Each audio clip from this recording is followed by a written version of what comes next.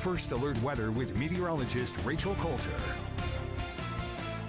And our first alert continues as we see rounds of heavy rainfall impacting the area ever since this morning, and this has really elevated some of the creeks and the streams, not only in the Charlotte metro, but surrounding locations as well. I wanted to show you one vantage point from Fins Live. That's from mecklenburgcounty.gov. Little Sugar Creek, and this is right up against Moorhead or at Kings Drive as well. And you can see the bridge there. So that water has really risen, especially over the past, let's say, 6 hours or so. Another vantage point from our WBTV tower cam. This is looking east towards the skyline of uptown Charlotte, and that cloud base looks to be at around 500, if not 600 feet. Can't even make out the tops of some of these buildings. That rain continuing to impact the area, and this is really keeping our temperatures down.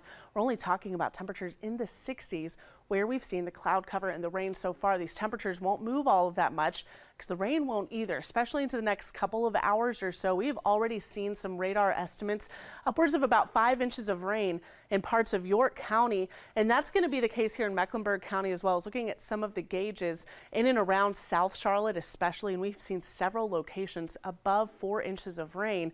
This is why we still do have several flash flood warnings in place. Considerable tag on that flash flood warning that's going to continue after 4 o'clock this afternoon for Mecklenburg County. Down into York County, we also do have a flash flood warning out towards Stanley County. In this dark green here, flood advisories, that just means your low-lying areas, your poor drainage areas, anywhere that just typically floods, that's where we're going to have those concerns. Now, if you're under these flash flood warnings, really anywhere, you're just going to have to be really careful. There's going to be ponding on the roadways. Water could be crossing the roads, and those are the roads that you're going to want to avoid all the way through the afternoon hours, especially since we're not done with the rain yet. I want to zoom out just a little bit, show you a couple of things that I'm watching. Of course, this is the main batch of rain that's been with us since this morning as you're tuning in with Chief Meteorologist Al Conklin. This continues to work eastward. There's a back edge to this that's right up against the I-77 corridor, but look to the west. There's more rain down towards Greenville and heading on into northeastern parts of Georgia.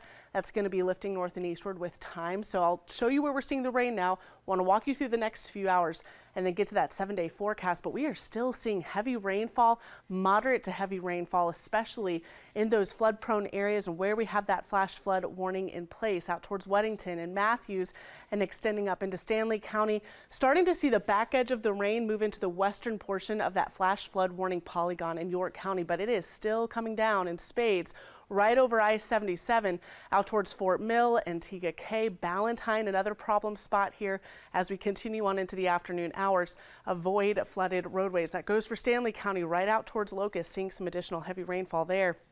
Southeastern counties, we're in the 70s, now starting to see that rain.